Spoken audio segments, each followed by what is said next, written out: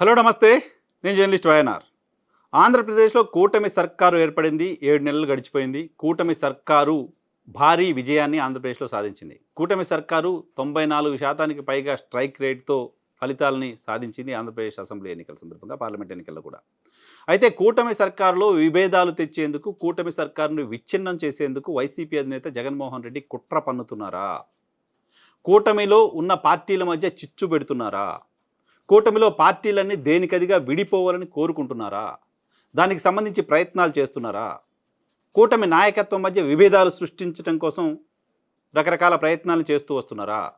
ఆయనటువంటి ప్రయత్నాలు చేస్తూ వస్తున్నారో లేదో చూద్దాం. దానికంటే ముందు ఇటువంటి ప్రయత్నం, ఇటువంటి మాటల్ని తెలుగుదేశం పార్టీ మాట్లాడుతూ వస్తోంది. కూటమిలో చిచ్చుకు ప్రయత్నం పెడుతున్నారు.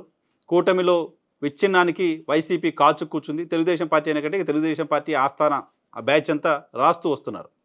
సో నిజంగానే జగన్మోహన్ రెడ్డి కూటమిలో చిచ్చు పెట్టగలరా అనే విషయాన్ని చర్చించడానికంటే ముందు కూటమిలో ఇప్పటివరకు చిచ్చు, కూటమిలో విభేదాలు, ఈ చర్చ ఎందుకు వచ్చిందో చూద్దాం. కూటమికి సంబంధించి కూటమి ఏర్పడ్డ తర్వాత, కూటమి ఏర్పడుతున్న సందర్భంలో పవన్ కళ్యాణ్ గారు, భారతీయ జనతా పార్టీ, తెలుగుదేశం పార్టీ కలిసి పనిచేయాలనుకుంటున్న సందర్భంలో జనసేన పార్టీకి సంబంధించిన అనేక మంది నాయకులు, కార్యకర్తలు ఇబ్బందులు పడుతున్నా, తక్కువ సీట్లు తీసుకుంటున్నాం, అవమానపడతామేమోనని ఆందోళన చెందుతున్న పవన్ కళ్యాణ్ కూటమితో కలిసి వెళ్ళడానికి, తక్కువ సీట్లు తీసుకుని పోటీ చేయడానికి ముందుకొచ్చారు. సో ఆ స్థాయిలో కలిసి పోటీ చేయాల్సిన ఆవశ్యకతని పవన్ కళ్యాణ్ గుర్తించారు. అదే స్థాయిలో ఆయన తాను తగ్గి కూటమితో కలిసి పనిచేశారు. ఈవెన్ భారతీయ జనతా పార్టీ కూడా అప్పుడున్న పరిస్థితుల్లో కలవక తప్పని పరిస్థితిలో కూటమిలో కలిసి పనిచేసింది. కూటమితో కలిసి మంచి ఫలితాలను కూడా సాధించింది. సో ఇటువంటి వాతావరణంలో ఏర్పడిన కూటమి ఇప్పుడు కలిసి పనిచేస్తూ ఉన్న నేపథ్యంలో వచ్చిన 1, 2, 3, 4 క్రాక్స్ ఉన్నాయి. ఈ క్రాక్స్కి ఏమన్నా జగన్మోహన్ రెడ్డికి సంబంధం ఉందా చూద్దాం. మొదటి క్రాక్ ఏంటి అంటే, పవన్ కళ్యాణ్ ఆంధ్రప్రదేశ్లో మహిళల పైన జరుగుతున్న దాడులు, అత్యాచారాల అంశాన్ని ప్రస్తావించి డీజీపీ మీరేం చేస్తున్నారు, హోంశాఖ కనుక నేను తీసుకుంటే పరిస్థితి ఇంకోలా ఉంటుంది, హోంమంత్రి గారు ఏం చేస్తున్నారు, బయటికి పోతే మమ్మల్ని జనం తిడుతున్నారు అని మాట్లాడారు. సో పవన్ కళ్యాణ్ ఈ మాటలు మాట్లాడడం వెనుక జగన్మోహన్ రెడ్డి మీడియానో, జగన్మోహన్ రెడ్డి పార్టీకి సంబంధించిన నాయకులు ఎవరైనా ఉండడానికి సంబంధించిన అవకాశం ఉందా?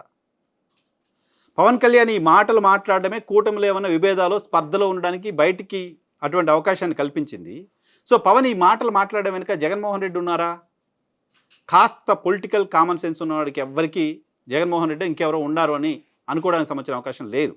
కాబట్టి పవన్ కళ్యాణ్ మాట్లాడిన మాటల వెనుక, పవన్ కళ్యాణ్ మొదటి స్టేట్మెంట్ వెనుక ఖచ్చితంగా వైసీపీనో జగన్మోహన్ రెడ్డి ఉన్నారు అని అనుకునే వాళ్ళు అది కేవలం ప్రచారంగా మాత్రమే చూడాల్సిన అవసరం ఉంది. ఇక సెకండ్ కామెంట్, పవన్ కళ్యాణ్ ఢిల్లీ వెళ్ళి వచ్చిన తర్వాత పోర్టు దగ్గరికి వెళ్ళారు.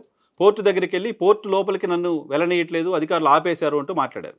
పోర్టు నుంచి అక్రమంగా బియ్యం రవాణా జరుగుతుంది అంటూ మాట్లాడారు. సీజ్ ద షిప్ అన్నారు. సో ఆ షిప్ సీజ్ కాలేదు. అక్కడ ఉన్న అధికారులంతా రాష్ట్ర ప్రభుత్వానికి సంబంధించిన అధికారులే. రాష్ట్ర ప్రభుత్వానికి సంబంధించిన అధికారులే అక్కడ ఉన్నారు. సో ఆయన్ను షిప్లోకి పోకుండా అడ్డుకున్న వాళ్ళు ఎవరు అంటే రాష్ట్ర ప్రభుత్వానికి సంబంధించిన అధికారులే కదా. సో నన్ను ఎక్కడికి వెళ్లకుండా అడ్డుకున్నారు అనే మాట పవన్ కళ్యాణ్ మాట్లాడారు అంటే ఆయన ఎవరిని ఉద్దేశించి మాట్లాడారు ఆ మాట? సో అప్పుడు అధికారులు, వైసీపీకి సంబంధించిన అధికారులు అక్కడ ఎవరు ఉండరు కదా. సో పవన్ కళ్యాణ్ని పోర్టు దగ్గరికి పంపించి ఆయన్ని బోట్లోకి పంపించే ప్రయత్నం చేసి బోట్లోకి అధికారులు అనుమతించకపోతే అప్పుడు పవన్ కళ్యాణ్ చేత ఈ మాటలు జగన్మోహన్ రెడ్డి మాట్లాడించి ఉంటారా? పవన్ కళ్యాణ్ గురించి తెలిసిన వాళ్ళకి కానీ, జగన్మోహన్ రెడ్డి గురించి తెలిసిన వాళ్ళకి కానీ జగన్మోహన్ రెడ్డి ఆ మాట చెప్పుంటారని అనుకునే అవకాశం లేదు వాళ్ళు ఎవరు కూడా. కానీ తెలుగుదేశం పార్టీ మీడియా మాత్రం కూటమిలో చిచ్చుకు వైసీపీ ప్రయత్నం చేస్తోంది, ఎందుకోసం పవన్ ఇలా మాట్లాడుతున్నారు అలాంటి ఒక నేరేషన్ని బిల్డ్ చేసే ప్రయత్నం చేస్తుంది. ఆ తర్వాత పవన్ కళ్యాణ్ మరోసారి మాట్లాడారు తిరుపతిలో తొక్కిసలాట అంశానికి సంబంధించి. ఆయన నేరుగా అక్కడికి వెళ్ళారు. అక్కడ ప్రెస్ కాన్ఫరెన్స్ పెట్టారు. భక్తులకు క్షమాపణ చెప్పారు. శ్రీవారి భక్తులందరికీ క్షమాపణ చెప్పారు. ఆ తర్వాత ఆయన మళ్ళీ సమావేశంలో అక్కడి నుంచి బయటకు వచ్చిన తర్వాత టీటీడీ చైర్మన్ ఎందుకు క్షమాపణ చెప్పరు, తప్పేంటి, డిప్యూటీ సీఎంగా నేనే క్షమాపణ చెప్పాను కదా అని అన్నారు.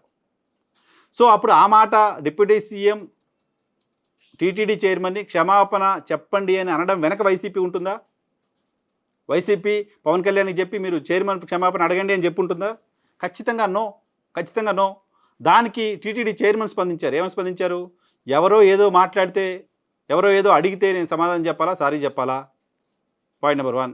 పాయింట్ నెంబర్ 2, నేను సారీ చెప్తే పోయిన ప్రాణాలు మళ్ళీ తిరిగి వస్తాయా?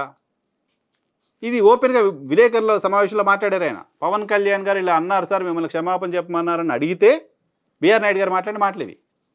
సో అప్పుడు బిఆర్ నాయుడు గారు ఇలా మాట్లాడడం ద్వారా మాత్రమే కూటమిలో కాస్త మనస్పర్ధలు ఉన్నాయి అనుకోవడానికి అవకాశం వచ్చింది కాబట్టి అప్పుడు బిఆర్ నాయుడు చేత కూడా జగన్మోహన్ రెడ్డో లేకపోతే వైసీపీనో ఇంకెవరో మాట్లాడిచ్చుంటారా? కూటమి విచ్ఛిన్నానికి సంబంధించి కుట్ర చేసి ఆయనతో అలా మాట్లాడిచ్చుంటారా? ఖచ్చితంగా నో. ఖచ్చితంగా నో. కాస్త పొలిటికల్ కామన్ సెన్స్ ఉన్న వాళ్ళకి ఎవరికైనా అర్థమవుతుంది.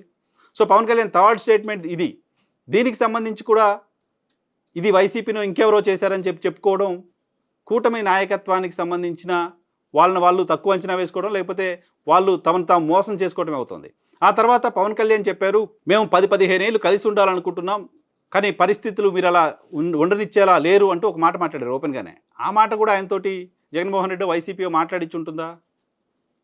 ఖచ్చితంగా నో. కాబట్టి కూటమిలో వచ్చిన ఇంక నేను 4-5 మాత్రమే ఎగ్జాంపుల్స్ చెప్పాను, ఇంకా చాలా ఎగ్జాంపుల్స్ ఉన్నాయి. కూటమిలో వచ్చిన ఇటువంటి స్పర్ధలన్నిటికీ కారణం జగన్మోహన్ రెడ్డి లేకపోతే ఇంకెవరో అని మీరు మీ మీడియా రాసి మీరు అటువంటి ప్రచారం చేస్తే మిమ్మల్ని మీరు మోసం చేసుకున్నట్టు అవుతుంది. ఎందుకంటే జగన్మోహన్ రెడ్డి మాత్రమే ఆంధ్రప్రదేశ్ రాష్ట్రంలో మిమ్మల్ని ఏకం చేశారు. జగన్మోహన్ రెడ్డి మాత్రమే ఆంధ్రప్రదేశ్ రాష్ట్రంలో మీరు ఒకరిని వదిలి ఒకరు పోటీ చేస్తే ఏమైపోతామనే భయాన్ని క్రియేట్ చేశారు.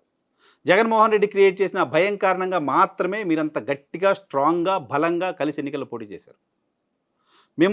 మీరు పార్టీలు అఫీషియల్గా పొత్తులు ప్రకటన చేసుకోవడానికంటే 2-3 సంవత్సరాల ముందు నుంచే మీరంతా ఒకటే, మీరంతా కలిసే పోటీ చేస్తారు, మీరంతా పొత్తులోనే ఉన్నారనే మాట జగన్మోహన్ రెడ్డి మాట్లాడుతూ వచ్చారు.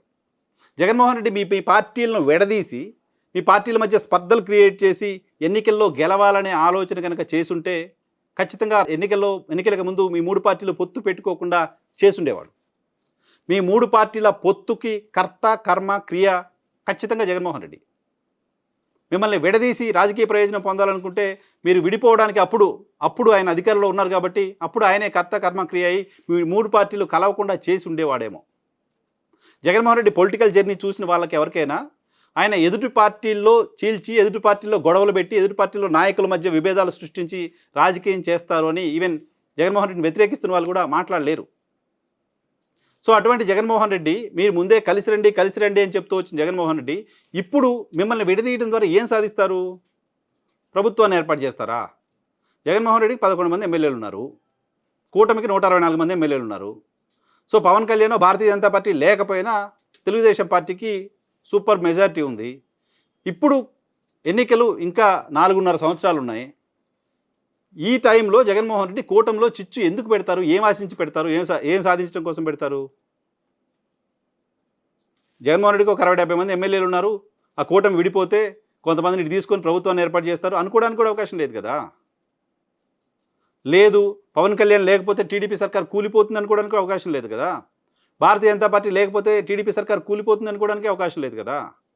ఇటువంటి వాతావరణంలో జగన్మోహన్ రెడ్డి అనేవాడు మా కూటమిలో చిచ్చు పెట్టే ప్రయత్నం చేస్తున్నారు అని కూటమి సర్కారు, కూటమి మీడియా మాట్లాడడం అనేది మిమ్మల్ని మీరు మోసం చేసుకోవడమే అవుతుంది. సో అటువంటి తప్పుడు ప్రచారాన్ని చేయడం ద్వారా మీకు దొరికే రాజకీయ ప్రయోజనం శూన్యం. కాబట్టి మీరు కలిసి ఉండడంపై దృష్టి పెట్టండి, మీరు కలిసి పనిచేయడంపై దృష్టి పెట్టండి, మీ మధ్య ఉన్న సమస్యలు పరిష్కారం చేసుకోవడంపై దృష్టి పెట్టండి, మీ మధ్య ఉన్న విభేదాలను ఎలా పరిష్కారం చేసుకోవాలనేది కలిసి కూర్చొని మాట్లాడుకొని రాష్ట్ర అభివృద్ధికి సంబంధించి ప్రయత్నం చేయండి. అంతే తప్ప పొలిటికల్ స్టేట్మెంట్స్ ఇస్తూ పోతే మీరు భవిష్యత్తులో ఇచ్చే స్టేట్మెంట్స్ని ఎవరు పెద్దగా సీరియస్గా తీసుకోరు.